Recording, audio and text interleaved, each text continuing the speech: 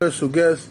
Today we have in the building the legendary Mr. Bob Finley. How you doing today, sir? I'm doing good. Yes, sir. It's a pleasure to talk to you. Hopefully we can get some good education on the history of this breed and your experience with the breed. Can you tell the people, first of all, a brief summary of who you are and how you got into the dogs? Well, I'm Bob Finley. Basically, I've had dogs all my life. My dad had Pitbulls way back when I was just a very young kid. He had mostly whites, and I don't know where the solid whites come from, but they were Pitbulls, and they wouldn't cross with nothing or anything, but they were Pitbulls, and they come out of Decatur, Georgia up here. But anyway, later on, I had a few of my own, and then in '65, I went in the Marines. As soon as I got out of the Marines, I started at the time, I was stationed at Jacksonville. So I got hooked up with some boys down there, and we were doing some hog hunting, the first one thing or another while I was in. And then when I got out, I bought a couple of dogs from South Georgia, which really pure old hog dogs. But it was pretty, good dogs. But that's what they were. So then I started going up in North Carolina. And there was, who talk up the dogs up in there. And I started buying some dogs from the Johnson boys up there, which was, I don't really know the whole story about it, but they was little posse dogs.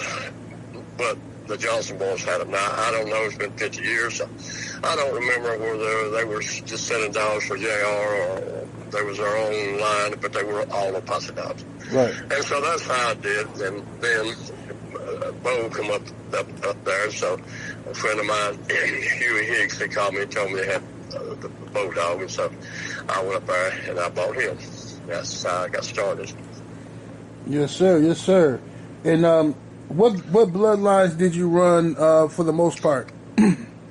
Mostly all COLBY, because the posse dogs was just pure COLBY. Right. And then the dogs I was getting was all the posse dogs, and all of them were black. And then Bo, on his papers, he had about 8 times COLBY's dime, which was way back. Well, Bo wasn't black. He was a rusty-looking dog, and not a pretty dog.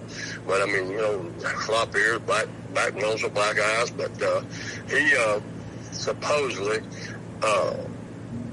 Dime's brother looked just like him. So they always called him a throwback. So whatever he was, that's what. But mostly it was COLBY dogs. Right. Okay. And who would you say was your favorite dog you owned? Well, Bo would have to be. He'd have to be, because Bo went on to produce, way before Honey Bunch come along, Bo was producing some really good dogs for me, from different ones. I had some females from Ronnie Hyde, which came from Carver, and then went back to Maloney's Toot, and then on down. But I had stuff of mine that I just had local, some stuff I'd raised. And I bred Bo to everything I had. I didn't have one stud dog, and everything I had 30 dogs at one time.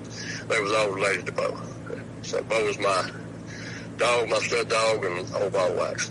And then Bo went on to produce, as you know, Jeep and Charlie and Holly and on and on, Outlaw and Magnum, and just on and on and on and on and on.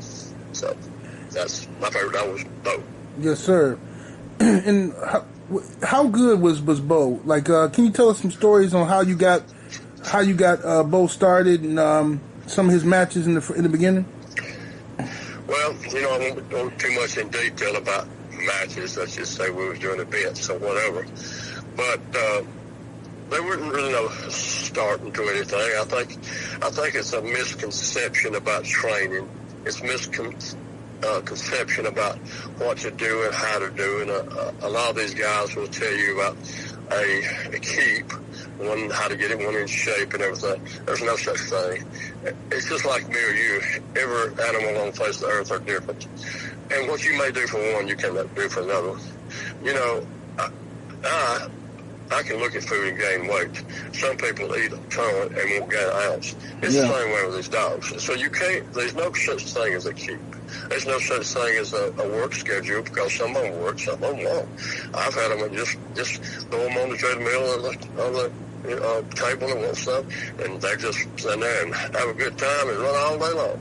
I've had some more wouldn't ride if we throw them in a wheelbar. You know? Right. And that's just what they are. It's just like people. And that's what I say. There's no such thing as a keeper schedule or anything else because you got to use some common sense. And if you ain't got common sense, just forget it. And if you ain't got time, if you ain't got the dedication to put into it, what it takes a lots and lots and lots of your time. If you ain't got the time to put in that, then don't go out and ask that dog to perform at any kind of show that you put him in. Don't go ask him to perform if you didn't do your part. So that's the way I've always felt about it. Yes, sir. Yes, sir. Do you feel that Bo gets the credit he deserves for Bulldog history? Because, you know, a lot of people talk a lot about Honey Bunch, who was a great dog, but do you think Bo gets the credit he deserves? Well, let's just put it this way. Yeah, you go back and look at low posse stuff, Doves and Dot, and anytime you see them advertising low posse dogs, you won't see them show one dog, and that's Bo. You don't hear nothing before that. You don't hear nothing about Bo's litter mates. You don't hear anything about any of that stuff. And exit forward here, Honey Bunch was, me and James Crenshaw was very good friends. I went up there mostly on a weekly basis, and we traveled together all over the country. Just very good friends, and he helped me, and I helped him in a whole lot of ways. Well, Honey Bunch was bred to ZEBO. He's bred to all different ones, several ones, and she didn't produce a lot. She produced good dogs. She was a good dog herself, and she produced good dogs. But the super litter hit when we let her to Bo. And then now you come along with the Jeep litter and Outlaw. Jeep litter and the Charlie and Holly and Reno and Mike and all the rest of them. You know, so you know so. No, I don't believe Bo got the credit. Now, let me clarify that. You know, here it has been 50 years later, and now Bo's coming back to the top when people talking about Jeep dogs, which are referring to Bo, and right on down the line, and I get comments all the time from people about Bo will always be remembered for his contribution. I think now that Bo is getting the credit that he deserves. Right. But before, I think it was all, you know, whatever. So, you know, as you say, Honey Bunch was a great dog. But nobody really knows what Honey Bunch was. But, you know, back in the day, somebody texted me a thing not long ago about papers. What do I think about the old-time papers? And I said, just believe what you want to believe. That's all it is, because who knows whether it was true or not. So there wasn't no such thing as DNA. So believe what you want to believe. And lots of old-timers, you know, I knew everybody. I knew Leo, I knew Junior, Howard Teal, just everybody, all over the country. So some of these people, and I've always heard about JR. JR had such a thieving thing going on around his neck of the woods up there. And a lot of times he would put the different papers on the dogs or not let, or maybe, hold on a second, advertise them as something they weren't when it was because he was afraid that we get stolen. Right. So I don't know, or it was just, I guess if you was trying to sell puppies and you had a good stud dog, I guess you'd say, if you want a puppy, well, I'll say you want exactly what it is, where it is or not. But that was just, that's true, that's funny. Believe what you want to believe about papers, and I even believe the same thing about today's papers. You believe what you want to believe because it's only honest as the man you bought it from. Right. Now, you know the people you buy stuff from, and you know this, and you know this. It's just like buying a car from a car dealer. You know car dealers to buy it from or not to buy it from. So, you know, some people are honest about their stuff, some people are not. Now, if you are showing a lot of good dogs and you are selling puppies at the same time, naturally you wouldn't want to go against your own stuff. So, you know, are you going to sell phony papers? I'd say yes. So that's it. I feel like the only way a young person now can do that. The contest stuff is a thing was years and years ago when it was just a misdemeanor. All that's a gone era, I feel like. Yeah. And so if you're just going to have the dogs for having the dogs, just say, because they're the best dog in the world. I mean, people want to make them out to be biters, whatever. But I've never had a dog that bites you. Now, they play rough. There's really not a kids' dogs because they play rough. And I play rough with them. I'll get them out there in the yard and wrestle them, throw them around, and they just love it. So they're not a kid's dog, but they're what they are. So get back to you thing about whatever. I don't know about papers. I just get you a good dog and be satisfied with it. Is papers worth a dime? Not really. Right. So that's my answer. Yes, sir. And who would you say your mentors were, if any, in the game when you were starting out? Well, I live down here in next to the woods where I was the only one that even had a bull. I never knew what one was, Pitbull. And so there were none. I had none. I just learned by mistakes, and that's whatever. Then later on, about the early 70s, I started meeting people like James Crenshaw. Me and old James hooked up.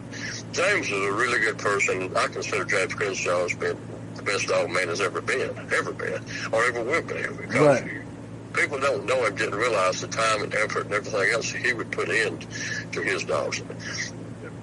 Most people I've ever known, a lot of people get bad credit for all this stuff. Well, they come in on them first one thing, do the law does with some sort or another, comes in on them, not taking care of the dogs. Most people I've ever known take better care of their dogs than most people do their kids. They get fed the best, took care of the best, they got the best housing, they take care of their animals. So the word is James Crenshaw would have to be, he wasn't a mentor, no more than I was a mentor of him. Like I said, we traveled everywhere. We went to St. Louis, New Orleans all the time, Tennessee, here, there, all over the country together. And so, in fact, me and Jack Kelly and Tommy Pete have several more dog men. We actually buried James. James didn't he wanted to be buried on top of a mountain in South Carolina. Which his great-grandmother lived there. Nobody had been there in 50 years. James wanted to be buried up there. Decided that 2 weeks before he died. And last time I seen him, his daughter died from cancer. And I've seen James, and last time I seen him, he shook my hand. And I knew at that time, and the things he said to me, that I'd never see him again, and I didn't. 2 days later, he died. And so he decided before then he won't be buried on top of that mountain, so we all put him in the back of my four-wheel drive truck, his casket, and hauled him up the side of the mountain and buried him. Right. I got his tombstone made, which had dogs all the way around it. I mean, if anybody could see James Crenshaw's tombstone, it would just flabbergast you. It just blow your mind. His tombstone was black and had him walking in the middle with Blackjack and all the dogs around him that meant something to him, like Honey Bunch and Jeep, Chart and this and that, and Rascal and Hurt and those dogs. But James Crenshaw would have to be the best of all time, as far as I'm concerned. And I want to throw another right in there right quick, because I thought a lot of him, and now he's up there in the nursing home in North Carolina. Harry Hargroves, Harry kind of lived a rough life, but Harry Hargroves was one of the good dog men I've ever known. Right. So there you go. Yes, sir. And what would you say were the best dogs produced by Bo besides Jeep?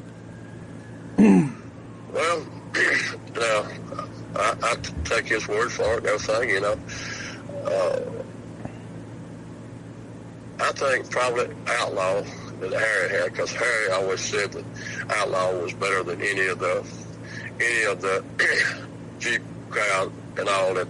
I think it would have been hard to say that about Charlie or Holly, because James even said that Holly was probably the best one of the whole litter, and Charlie was next. But then later on, you had Magnum, you had all those, and so I don't know.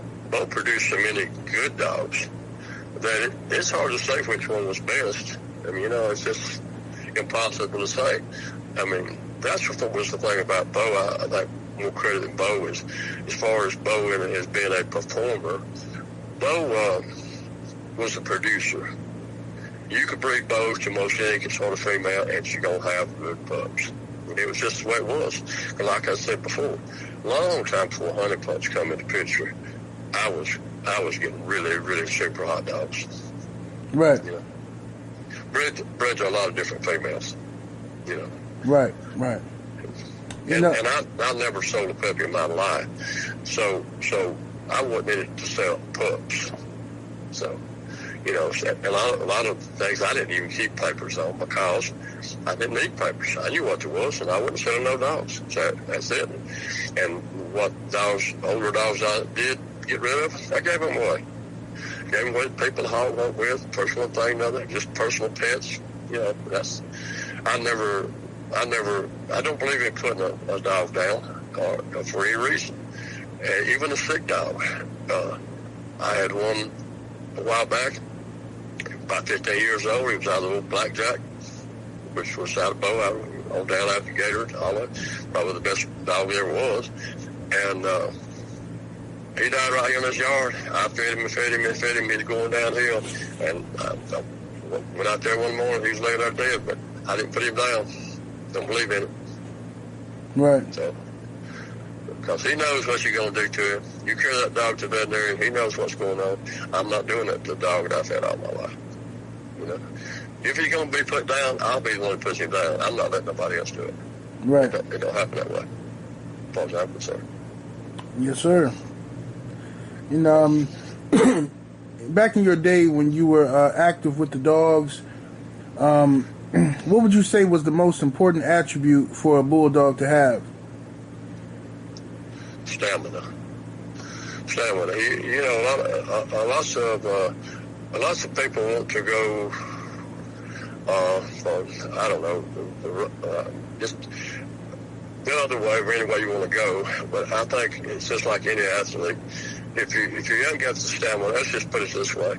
It's kind of like Muhammad Ali against George Foreman. Old George went in there and tired himself down and got beat. And that's what I'm saying. So if you can last, a long time, I think that's the best attribute right there. Yes, sir. Yes, sir. A lot of people like Harry Hargroves. Harry was a total believer in speed. He didn't care about much anything else, but he was a speed freak. He wanted to be fast. Well, I don't really care how fast he is or whatever he is or style he's got or anything else about it. I just want him to, have. If you give out and you can't perform, then you can't perform. That's it. That's it. I don't care what your other athletic contributions are. If you give out, it's all over anyway. So, right. And that's where I come in. I come in to be the conditioner. I do my job to make sure that dog can go 2-3 hours, whatever it takes, all week. But that's my job. And if I don't do my job, I can't expect him to do his job, can I? Right. Absolutely. And would you say you were a what kind of dog man were you? Were you a more of a breeder, conditioner, handler, or were you all around well versed? Well, I don't think you can tear the ones apart. You have to feed them the right stuff. You can't feed them cornflakes and think you're going to perform. You got to feed them the right stuff. You got to be able to go out there and condition him, work him. If he won't work one way, you got to work him another way. If he won't do anything else, you just got to walk him. You can walk him, let him run beside a pole wheeler. You put him on a spring pole. You do this, you do that. A lot of people used to like Mayfield used to love a cat man. I thought there was nothing but a cat man. James, people like that, they used a treadmill. And James done a whole lot of walking. Now, mostly I used a round table. So I don't know if there's any certain way you got to do anything. But I think they all go together. If you don't do all parts of it, it's just like putting a puzzle together. If you leave one part out, it's not a complete puzzle. And so that's the way I feel about that. There's no tearing it apart, what kind you were, where he was this or that or that or this. It's all part of a puzzle, and you don't put every piece together, it don't work. Yes, sir. You can build a motor if you don't put no gas in it, won't run. So, most definitely. Most definitely. That's it. So. And what would you say, what do you think with all the breed-specific legislation and things like that coming out, what do you think the future of this breed is? Well, this is the way I see things about these people. And like I said, I think, well, I will ask you this. I've known a lot of people over the years now. They've never come to my house or anything way back yonder in the day. But like I said, in the day that I was active with pit bulls, it was misdemeanor. So there was no reason to. But they come to people's houses, and the dogs is in good shape. They take care of the dogs. They're taking care of the dogs. Now, I've known many, just like a good friend of mine, Floyd Boudreaux, Ed Farrell, people like that. They take their, and I know one just recently, something happened to him. They take their dogs, and they take them up there, and they don't realize what they are and everything. And you just can't put them together. They're aggressive dogs. You can't put them together. You got to know how to handle them. You don't know how to handle them, you don't need them. So they come back to them, and they're all bit up, and they're malnutrition. They're anemic, first one thing and another, and they're all beat up and everything else. And I think the Humane Society has got its wires crossed about these dogs and everything else. And it all goes back to chickens. They're dead on cocks fighting. Let's put it that way. Right. But they'll slaughter millions of chickens every day. Well, would that old cock be better off fighting for his life rather than hanging upside down in the slaughterhouse? So what is the big deal? If you're going to take my dogs out of my backyard and you're going to take them to the Humane Society Humane Society, wherever y'all got them at, and you're going to put them down, you're going to put them in the gas chamber, and you're going to put them down. Now, my dogs is on my yard getting a good time taken care of. So who are the bad guys, me or y'all? Humane Society. Right. And so, see, I'm going to tell you another little bit of story right quick, just to realize everything I'm saying. I don't see some bad stuff going on with the Humane Society and stuff like that. They don't know what they're talking about with these dogs. Now, let me go and emphasize. I believe that they don't, but 10%, 5% of the people that's got them need them. Right. Because they're a different breed. They don't know how to take care of them. They don't know how to handle them. They don't know how to make sure their chains, their collars, and everything, whatever. You don't let them run. You don't let them run up nose the other dog. You don't go to the dog park and turn him loose and stuff like that. People don't know how to handle them. That's the reason you have so much trouble out of them. Now, a friend of mine a long time ago, they was down on the Texas border. The Texas Rangers come in to a show they had. A dog run. The Texas Ranger, boom, blowed the dog away. The guy jumped up, said something about it. The Texas Ranger told him, said, now you run, I'll do the same thing as you. Now, those old boys was down at the show and not bothering a soul in the world. And they had their old bulldogs. Now, the Texas Ranger wants to come in there and commit cold-blooded murder. Now, you tell me who are the bad guys. Right. Absolutely. Yeah, you tell me who the bad guys. So, it's all about the future of the thing. I think the future went out about 30 years ago. I think these boys now, I think they need to take their dogs, and I think you need to, and I hope they are, I think you need to take them and show them and raise them and have the good dogs. And I think the future of the dogs are, I don't know, is whatever, but I'll always have pit bulls as long as I can, and I've never had no trouble. I've never had a biting dog. I've never had anything like that. I've never had a mean dog, anything like that. I've never had one get off the chain, got on somebody's dog, and nothing like that. Any kind of thing. I never had nothing happen with any of my dogs.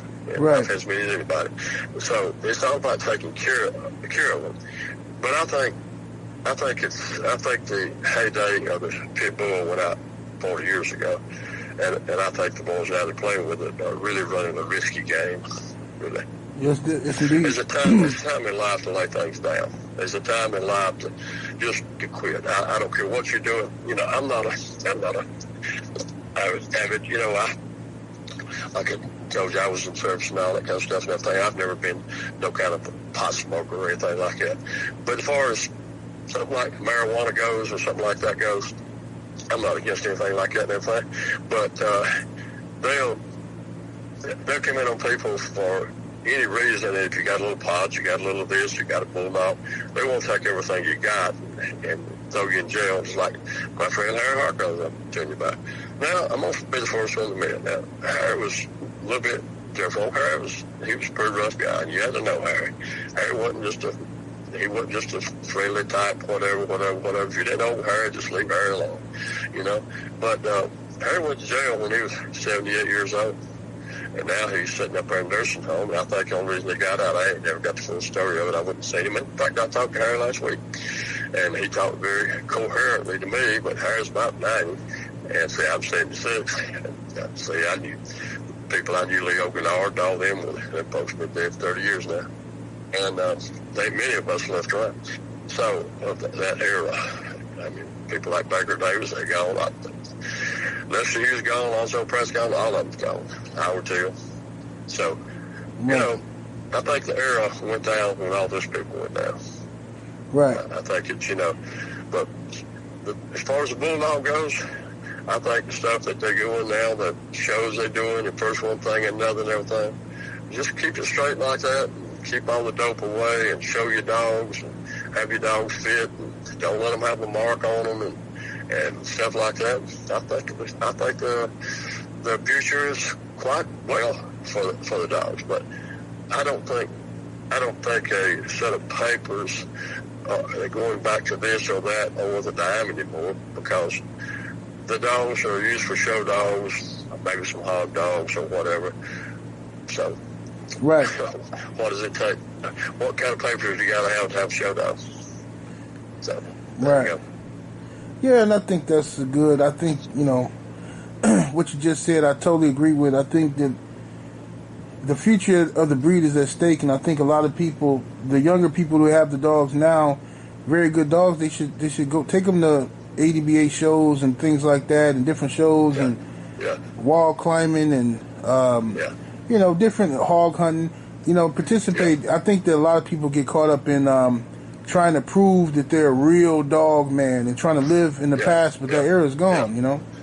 Well, that era's gone, and you can have just as much fun as anybody else has with any other way by having been a wall climber, or it can pull more than any other dog, or it's more in shape and got more conformation. It's just a